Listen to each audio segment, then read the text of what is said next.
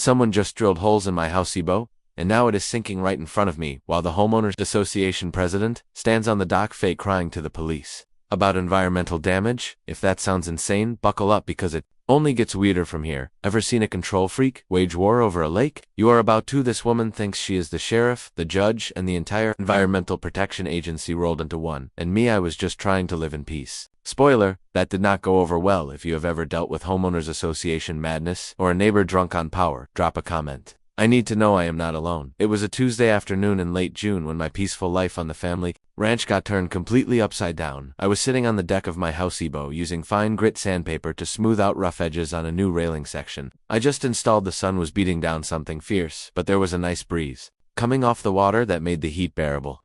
I'd been working on this houseboat for 3 months now, ever since I moved back to Grandpa's old ranch to restart my boat building business. The lake had always been here, crystal clear and peaceful, fed by an underground spring that kept it fresh year-round. I was just thinking about how perfect this spot was when I heard the click-clack of high heels on gravel, which seemed pretty out of place, way out here in ranch country. I looked up from my sanding to see a woman in a crisp white business suit picking her way down the dirt path toward my lake. She looked like someone who'd fire a gardener for planting the wrong shade of roses. Even from a distance, I could tell she was the type who spent more on her shoes than most people spend on their car payment. He stopped right at the edge of my property, about 20 feet from where my houseboat is moored, and just stood there staring at me like I was some kind of exotic animal in a zoo. I set down my sandpaper and gave her a friendly wave, figuring she was probably just curious about the boat building project. Boy, was I wrong about that. Excuse me, she called out in a voice that could have cut glass. Are you the person responsible for this structure? She pointed at my houseboat like it was some kind of toxic waste dump instead of a beautiful piece of handcrafted woodwork. I stood up, wiped my hands on my work shirt, and walked over to the edge of the deck to get a better look at her. Yes, ma'am.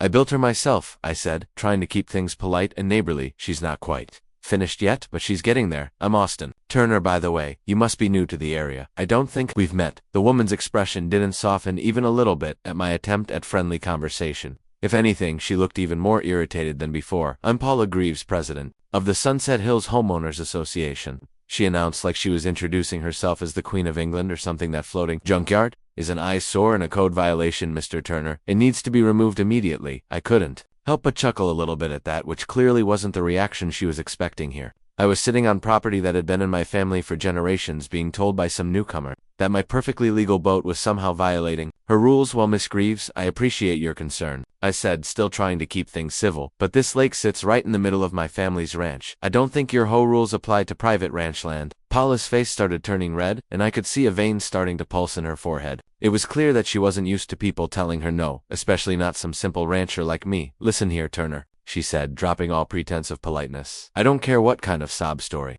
you've got about your family history. This community has standards, and your little project here is completely unacceptable. If you don't remove it voluntarily, I'll find legal ways to make you do it. She was jabbing her finger in the air toward my boat, with each word getting more and more worked up as she went. I could see drops of sweat starting to form on her forehead, and her perfectly styled hair was starting to show some stress fractures. It was becoming pretty clear that this wasn't just about property values or community standards. This woman had some serious control issues. I took a deep breath and tried one more time to reason with her. Look, ma'am, I understand you're concerned about your neighborhood, but like I said, this is private property. I'm not trying to cause any trouble for anyone. I just want to live peacefully and practice my trade. But Paula wasn't having any of it. She pulled out her phone and started taking pictures of my houseboat from every angle, muttering under her breath about documentation and evidence. When she was done with her little photo session, she looked me right in the eye with a smile that was colder than a January morning. Turner, you're going to learn that I'm not someone who gives up easily. I've dealt with troublemakers before, and I know exactly how to handle situations like this. You have 48 hours to begin dismantling that thing, or you're going to face the consequences. Paula turned on her heel and started marching back up the gravel path, her high heels sinking into the soft dirt with each step. I watched her go, feeling a mix of confusion and amusement at the whole bizarre encounter. As her white suit disappeared over the hill, I looked back at my peaceful houseboat bobbing gently in the clear water, then out at the ranch end that stretched as far as I could see in every direction. Something told me this was just the beginning, and that Paula Greaves wasn't the type to let things go quietly. The wind was still, the water calm, but I knew the real storm had just arrived. In heels, the next few days turned my peaceful ranch into something resembling a psychological warfare zone. Every morning brought a new gift: sliced ropes, scattered tools, or claw marks on my hull. Paula was making chaos her hobby. I'd wake up each morning wondering what fresh destruction I'd find, and Paula never disappointed. She had a talent for creative harassment that would have impressed military strategists if military strategists specialized in petty neighbor disputes and property damage. The phone calls started on Thursday morning and quickly became a daily torture routine. She called daily like it was her job, quoting Bibles like scripture. I stopped answering after voicemail number 6. The closest neighbor was half a mile away, and no one ever complained. But Paula was not driven by logic, just obsession. By the third day of this nonsense, I was starting to feel like I was being watched constantly. Every time I went outside to work on the boat, I'd get this prickly feeling on the back of my neck, like someone was staring at me from a distance. Sure enough, when I looked up toward the hills that bordered the south side of my property, there was Paula. She perched on the hill like a suburban sniper, judging, creeping me out in my own home. The breaking point came on Saturday morning when I walked outside to find Tom Bradley standing by his pickup truck in my driveway, looking worried and uncomfortable. Tom was a good man in his mid-40s who'd been farming the land adjacent to my ranch for as long as I could remember. He was the kind of neighbor who'd lend you tools without asking questions and help you fix a broken fence just because it was the right thing to do. Seeing him look this troubled was unusual because Tom was normally the most laid-back person you could imagine. "Austin," he said, taking off his worn baseball hat and running his hand through his graying hair, "I hate to be the bearer of bad news, but I thought you should know what's been going on around here." Tom warned me she'd spun tales about pollution, vermin, and a loner building God knows what by the lake. Half the neighborhood thought I was brewing moonshine or building a doomsday bunker. Most people weren't buying into her nonsense, mind you, but she got a few of the more gullible residents worked up. She was calling me an outsider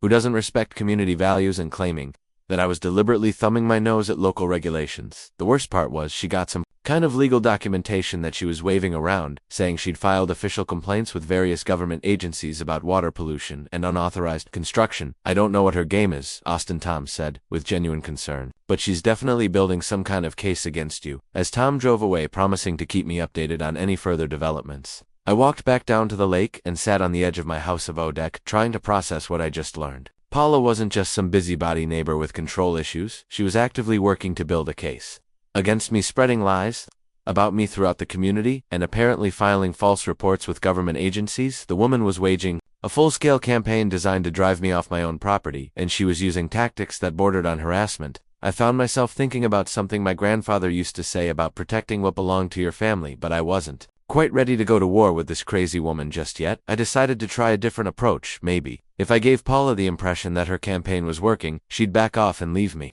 alone. The next morning, I made a big show of removing some of the railings from my houseboat deck and stacking them on the shore like I was preparing to dismantle the whole structure. I even left some dismantled pieces on the deck, just enough to let her think I was cracking under pressure. Sure enough, within an hour of my little performance, I could see Paula on her hilltop observation post, practically bouncing with excitement as she took pictures of what she thought was my surrender. But my strategy backfired in ways I never could have anticipated. Instead of backing off, Paula interpreted my fake compliance as proof that her tactics were working, and she doubled down on her harassment campaign with renewed enthusiasm. The phone calls became more frequent and more aggressive. The property damage escalated from minor vandalism to serious sabotage, and her surveillance activities became so blatant that I started feeling like a prisoner in my own home. I realized I'd made a critical error in judgment. Showing weakness to a predator like Paula was like bleeding in shark-infested waters. Just as I was starting to formulate a real plan for dealing with this situation, my phone rang again. I almost didn't answer it, figuring it was Paula with another early morning reminder about some imaginary regulation. But when I looked at the caller ID, it showed Tom's number, which was unusual since he just left my place 20 minutes earlier. "Austin," Tom's voice was tense and urgent.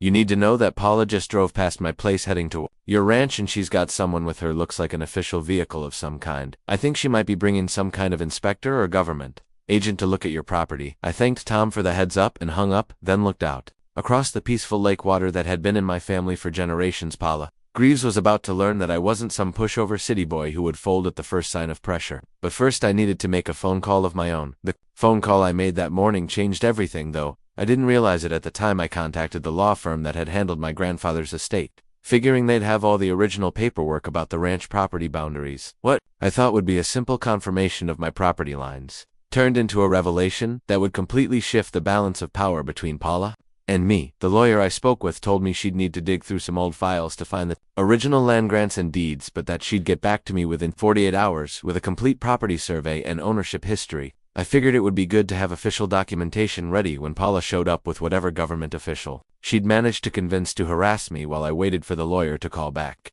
I decided to do some investigating of my own. I went up to the house and dug through the old cedar chest where Grandpa had kept important family documents. The cedar chest held maps inked by candlelight and surveys stamped by long-dead ad clerks.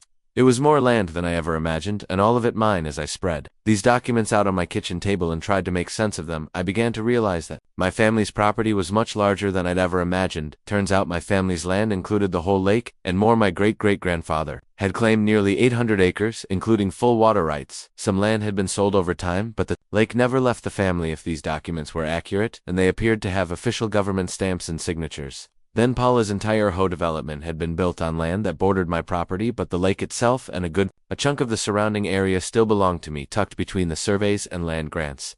I found something that made the whole situation even more personal. It was a page from my grandfather's journal written in his shaky handwriting, but with a message that was steady and clear. Protect what's yours. They'll always come for what they didn't build. He'd been writing about some dispute with neighboring ranchers back in the 1960s. The words felt like they'd been written specifically for my current situation with Paula. My grandfather had dealt with people who thought they could take what didn't belong to them, and apparently he'd learned some hard lessons about standing up for family property rights. When my lawyer called back the next afternoon, her voice was half lawyer, half historian, as she delivered news that confirmed what I'd suspected from looking at the old family documents. "Austin," she said, and I could hear the amazement in her voice, "your great-grandfather was apparently quite the businessman. He not only homesteaded the original ranch property, but he also purchased additional water rights from the territorial government before Oklahoma became a state. Your family owns the lake, the water beneath it, and the land up to 200 yards past the shoreline. No one else has a legal toe in it." She paused for a moment, then continued with what sounded like professional admiration.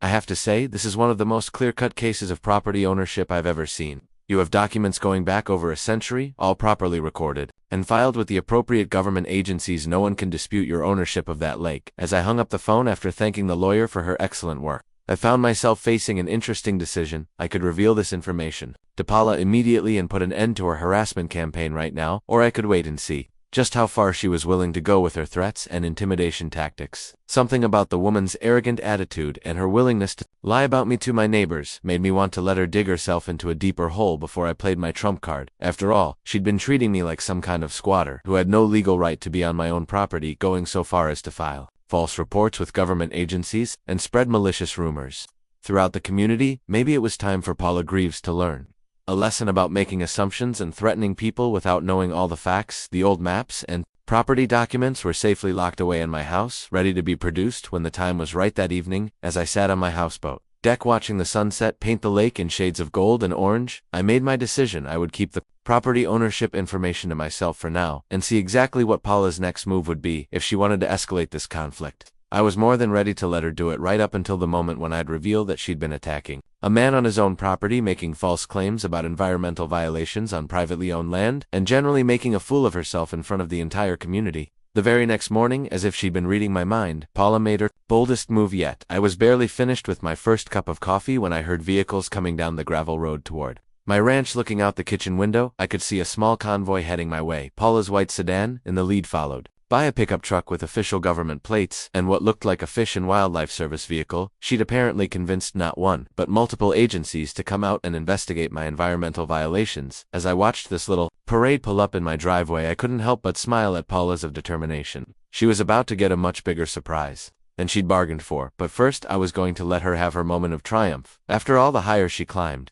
the farther she'd have to fall. When the truth finally came out, the inspection team that Paula brought to my property turned out to be more thorough and professional than I'd expected, which actually worked in my favor. There was a representative from the Environmental Protection Agency, a Fish and Wildlife officer, and someone from the county planning department. All people who knew their jobs and weren't easily swayed by emotional arguments or personal vendettas. I met them at the front gate of my property and invited them to look around as much as they wanted, confident that they wouldn't find any actual violations because there weren't any to find. Paula, meanwhile, was practically vibrating with excitement as she led the little group around, pointing at my houseboat and making wild claims about pollution, habitat destruction, and unauthorized construction on community water resources. Bree officials walked the land, tested the water, reviewed the boat, and found absolutely nothing wrong. Through it all, Paula kept insisting that they must be missing something, that there had to be violations somewhere, and that I was clearly operating outside the law in multiple ways. Her desperation was becoming more obvious by the hour, and I could see the officials starting to get annoyed with her constant interruptions and unfounded accusations. When the inspection was finally complete, all three officials gathered in my driveway to compare notes and deliver their verdict. The environmental inspector spoke first, explaining that my lake showed no signs of pollution or contamination, and that the natural spring feed system was actually cleaner than most water bodies in the area.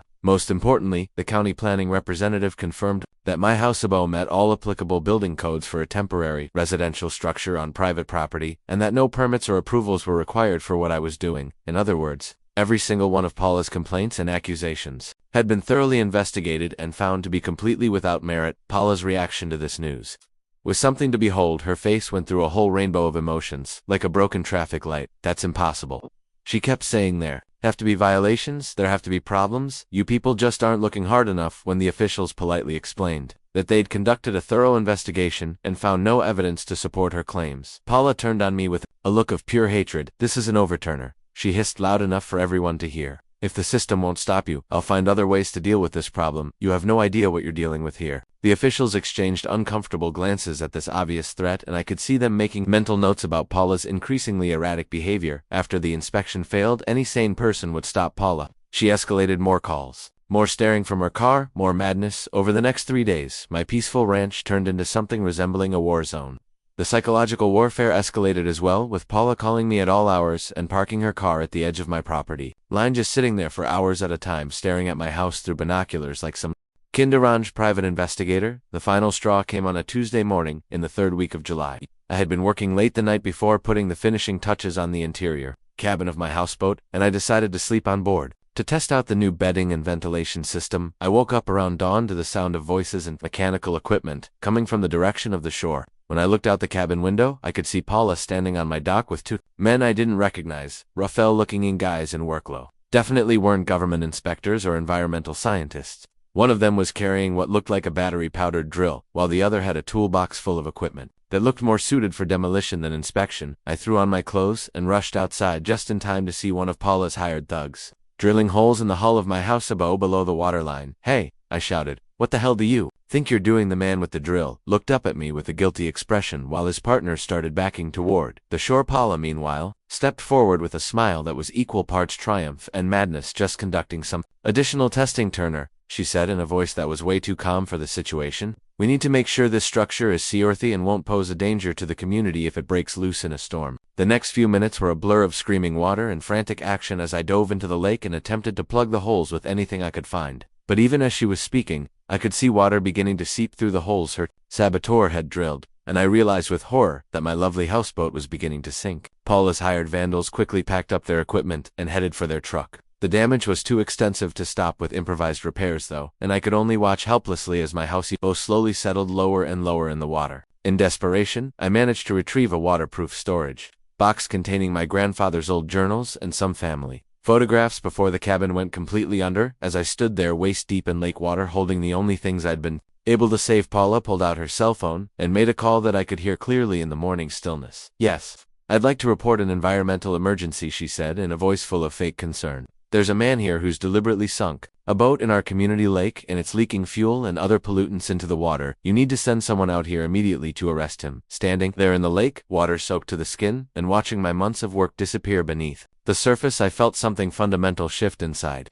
me. Up until that moment, I'd been treating Paula's harassment as an annoyance, the kind of neighbor dispute that could be resolved through patience, documentation, and proper legal channel. But watching her destroy my property and then immediately call the police to blame me for the destruction she'd just ordered, I realized I was dealing with someone who had crossed the line from difficult neighbor into genuine criminal territory. The rage that filled me in that moment wasn't the hot, explosive kind that makes people do stupid things. It was the cold, calculating anger that comes from finally understanding exactly what kind of person you're dealing with. By the time Officer Mike Stevens arrived in his patrol car 20 minutes later, I'd managed to calm myself down and think through my strategy. Mike was a decent guy in his mid-30s who'd grown up in the area and knew most of the local families, including mine. He'd even helped my grandfather with some cattle rustling problems a few years back, so he wasn't coming into this situation with any preconceived notions about me being a troublemaker. Paula, meanwhile, had worked herself into a state of righteous indignation and was practically bouncing on her toes as she prepared to deliver what she clearly thought would be the knockout blow in her campaign against me. "Officer Stevens," Paula began, in her most authoritative voice, "I'm so glad you could respond quickly to this emergency. As you can see, this man has deliberately sunk his illegal structure in our community lake, and I have witnesses who saw him drilling holes in the hole. He's contaminating our water supply and destroying property that belongs to the entire neighborhood. I've been trying to work with him for weeks to resolve this situation peacefully, but he's refused to cooperate with any reasonable request. Now he's escalated outright environmental terrorism, and I demand that you arrest him." immediately. She delivered this whole speech with the confidence of someone who believed her own lies, and I had to admire her commitment to the performance even as I prepared to destroy her credibility completely.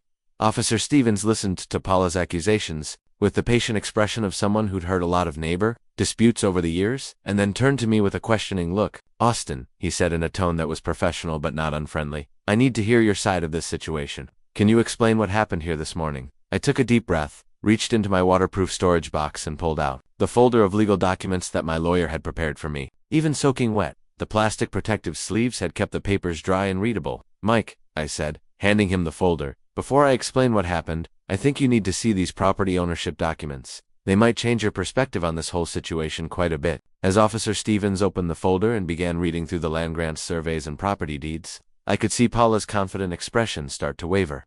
She obviously had no idea what documents I was showing him, but she could tell, from his increasingly surprised facial expressions, that whatever he was reading wasn't good news for her case. "Ma'am," Stevens said, "you've been reporting environmental crimes on land that isn't even yours. These documents, notarized, recorded, historic, say this entire lake sits on his family's private property. If this is accurate, then you've been wasting a lot of people's time with false reports." He turned to Paula with a much less friendly expression than before. Paula's face went through a remarkable transformation as the implications of what Officer Stevens had said sank, and the confident, authoritative mask she'd been wearing for weeks suddenly cracked, revealing something much more desperate and unstable underneath. "That's impossible," she stammered, reaching for the documents like she could somehow make them disappear by grabbing them. "The lake belongs to the community. Everyone knows that it's been here forever, and we all have rights to it. He can't just show up with some fake papers and claim ownership of natural resources." But even as she spoke, I could see doubt creeping into her voice. Deep down, she was starting to realize that she'd made a terrible mistake. "Ma'am,"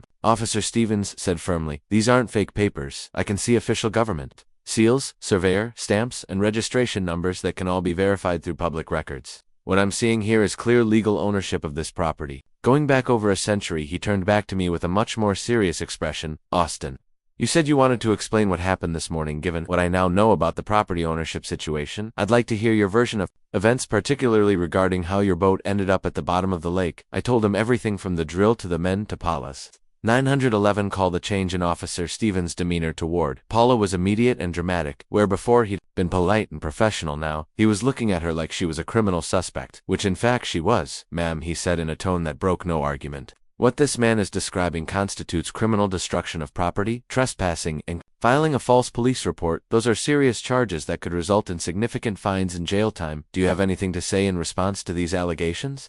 Paula tried to bluster her way through a denial, but her story kept changing with each sentence, and it was obvious to everyone present that she was scrambling to cover up actions that she was beginning to realize might have serious legal consequences. As Officer Stevens took detailed notes and prepared to leave, Paula made one last desperate attempt to salvage her position. "Officer," she said, and I could hear genuine panic creeping into her voice, "even if those property documents are legitimate, this man has been deceiving our entire community for weeks. Surely that's some kind of fraud or misrepresentation that violates the law." Mike looked at her with an expression that was equal parts disbelief and professional disgust. "Ma'am," he said slowly, "a property owner has no legal obligation to inform anyone about the extent of his holdings. What you're describing sounds more like attempted extortion, trying to force someone off their own land through false accusations." As I watched Paula's face crumble with the realization that her entire campaign against me had just backfired spectacularly, I felt a mixture of satisfaction and genuine pity. Officer Stevens assured me that he'd be filing a full report and that charges would likely be forthcoming, then suggested that I contact my insurance company about the destroyed Houseboat and consider getting a restraining order against Paula as his patrol car disappeared up the gravel road, leaving Paula and me alone by the lake. She turned to me with eyes full of hatred and spoke words that would prove to be prophetic. "This isn't over, Turner. I'll make sure everyone in this community knows what kind of person you really are. By the time I'm done with you, you'll wish you'd never heard of this place." Paula's promise to destroy my reputation wasn't just an empty threat. She threw herself into the task with the same obsessive energy she'd brought to her earlier harassment campaign. Within 48 hours of Officer Stevens' visit, my phone started ringing with calls from neighbors I barely knew, all asking about the situation at the lake and whether it was true that I had been hiding my real identity from the community. It quickly became clear that Paula was working the phones like a political operative, calling every resident in the HOA development with carefully crafted stories designed to make me look like some kind of con artist who had been deceiving everyone about my background and intentions.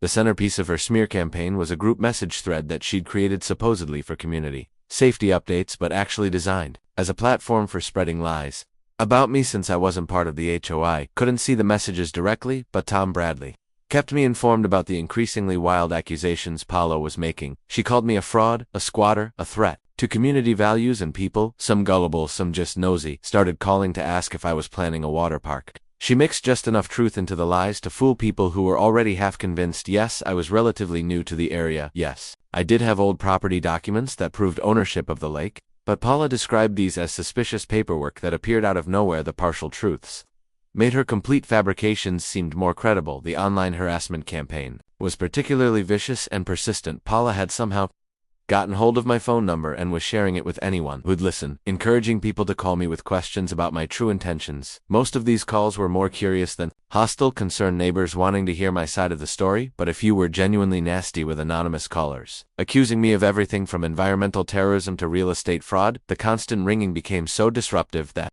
I finally had to disconnect my landline and rely solely on my cell phone, giving the number only to people I trusted, like Tom Bradley and Officer Stevens. Tom was doing his best to counter Paula's propaganda campaign, but he was fighting an uphill battle against someone who had nothing to lose and apparently unlimited time to devote to destroying my reputation. She's got about half the development convinced that you're some kind of criminal mastermind, Tom told me during one of his evening visits to check on my welfare. The other half think she's completely lost her mind, but they're not sure what to believe about the property ownership situation. Paula's got them thinking that keeping quiet about it was somehow deceptive or suspicious. The most frustrating part of dealing with Paula's smear campaign was how difficult it was to defend against accusations that were mostly lies mixed with partial truths. The breakthrough came from an unexpected source, and it was Paula's own arrogance that provided the key to exposing her lies. During one of her phone calls to spread rumors about me, she'd apparently gotten carried away with her storytelling and claimed to have video evidence of me destroying my own houseboat. When pressed for details, she'd told several people that she'd been recording the lake area for security purposes and had kept. Question was whether she was stupid enough to actually show this video to anyone, or whether she was just bluffing about having evidence to make her story sound more credible. I didn't have to wonder for long. Tom called me the next evening with news that you'd the whole incident on camera. This claim quickly made its way back to Tom, who immediately called me with the news that Paula was telling people she had video proof of my alleged insurance fraud. At first, I was puzzled by this claim because I knew Paula didn't have any video evidence of me destroying my own property, mainly because I hadn't destroyed it. She had, but then I remembered something that made my blood run cold when I'd first spotted Paula and her hired vandals on my dock. That morning, I'd seen one of them holding what I'd assumed was drilling equipment, but thinking back on it now, the device could just as easily have been a video camera. If Paula had been recording when her people drilled holes in my houseboat, then she indeed had video evidence, but it would show her people committing the sabotage, not me. The answered my question and provided the perfect opportunity to turn Paula's own tactics against her. Austin, he said, and I could hear excitement in his voice. Paul has called a community meeting for tomorrow night at the clubhouse. She's promising to show everyone definitive proof of what really happened at the lake, and she's invited all the HHO residents to come see the evidence for themselves. She's apparently convinced that whatever she's got on video will destroy your credibility once and for all. I thanked Tom for the information and spent the rest of the evening preparing for what I knew would be the final confrontation in this increasingly bizarre conflict. If Paula wanted to show video evidence to the entire community, I was more than happy to let her do it, especially since I had a pretty good idea of what that video would actually reveal. The community meeting was held in the clubhouse of the Sunset Hills development, a modest building that usually hosted book clubs and birthday parties, but tonight was packed with nearly every resident in the HOA. I arrived about 10 minutes before the scheduled start time, carrying a folder of documents and wearing the same work clothes I'd been wearing the day my houseboat was destroyed. The conversations died down as I walked in, and I could feel dozens of pairs of eyes tracking my movement as I found an empty chair near the back of the room. Paula was standing at the front, near a large television screen, looking more confident and self-assured than I'd seen her since this whole conflict began. Thank you all for coming tonight, Paula began, addressing the room like she was running for political office. Tonight, I'm going to show you definitive proof of the kind of person we're dealing with, and why it's so important that we stand together as a community. She gestured dramatically toward the television screen, which was connected to her laptop computer. What you're about to see is actual footage of Austin Turner deliberately destroying his own property in an attempt to commit insurance fraud and blame our community for damage he caused himself. As Paula fiddled with her computer, preparing to play what she clearly believed was damning evidence against me, I stood up from my chair and addressed the room. Before Mrs. Greaves shows you her video, I said in a voice that carried clearly to every corner of the clubhouse, I'd like to share some information that might help you understand what you're about to see. I opened my folder and pulled out copies of the property documents that Officer Stevens had examined. These are the original land grants and property deeds from my family's ranch dating back to the 1870s, as you can see from the official surveys and government stamps. My family has owned the entire lake and surrounding area for over a century. Mrs. Greaves has been filing complaints and making accusations about activities taking place on my private property, apparently without realizing that she had no legal standing to do so. The murmur that went through the room at this revelation was exactly what I had expected: surprise, confusion, and more than a little embarrassment from people who'd been taken in by Paula's stories. I could see neighbors turning to each other with expressions that clearly said, "Why didn't we know about this? And how could we have been so trusting?" Paula, meanwhile, was looking increasingly frantic as she realized that her big moment of triumph was already starting to slip away from her. "Those documents don't change anything," she said, her voice rising to overcome the growing chatter. "And the roomer has still committed fraud and environmental destruction that affects our entire community. The video will prove that he's been lying to all of us about what really happened, by all means," I said, returning to my seat with a slight smile. "Please show everyone your video evidence. I think we'll all find it very educational." Paula shot me a look of pure hatred, but she was too committed to her plan to back down. Now she clicked play on her laptop and the large television screen lit up with grainy footage that had obviously been shot from a considerable distance. The image quality wasn't great, but it was clear enough to show my houseboat moored at the dock with several figures moving around on the deck. Paula provided running commentary as the video played, pointing out what she claimed were my deliberate actions to destroy the structure and contaminate the lake. But as the video continued, it became obvious to everyone in the room that Paula's narrative didn't match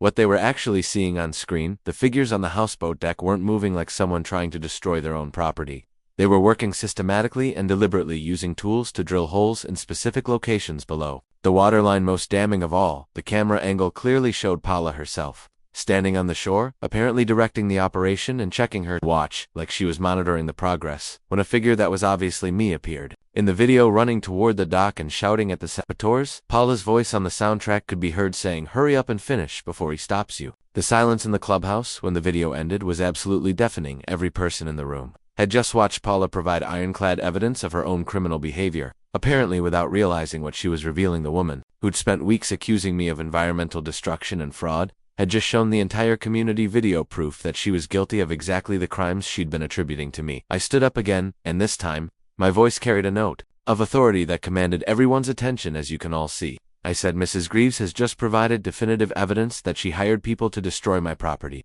then immediately called the police to blame me for the destruction. She'd ordered this is what law enforcement calls destruction of property, criminal trespassing, and filing a false police report." Paula tried desperately to salvage the situation, claiming that the video had been edited or that people were misinterpreting what they'd seen, but her protests fell on deaf ears. The evidence was too clear, and her earlier lies too obvious for anyone to take her seriously anymore. Tom Bradley stood up from his seat near the front of the room and addressed Paula directly. "Ma'am," he said in the firm but respectful tone of someone who dealt with difficult people before, "I think it's time for you to step down as HOA president and let someone else handle community affairs. What we've seen here tonight shows a pattern of harassment, false accusations, and criminal behavior that's completely unacceptable in our neighborhood." The motion to remove Paula from her position as HOA president was seconded immediately and passed by an overwhelming vote.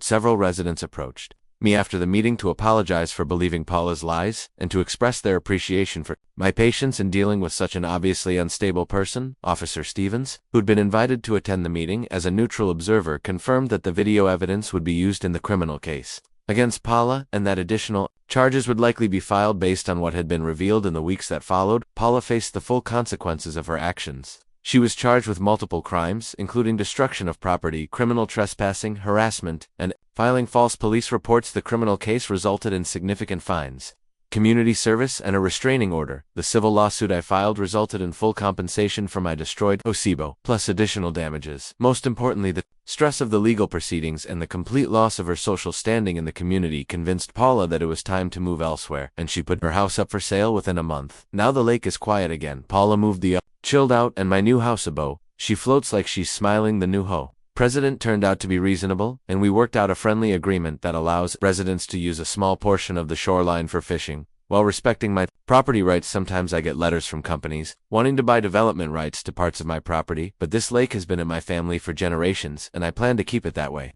Grandpa would have been proud. If you've ever dealt with a neighbor like Paula Greaves, someone who thinks they can intimidate their way to getting what they want, I hope my story gives you some hope that justice can prevail when you stand up for what's right. Let me know in the comments if you've ever had to deal with a HOA Karen like Paula, and tell me how you handled the situation. I'd love to hear your stories and advice for dealing with people who think they can push their neighbors around. From the whispers to the ray.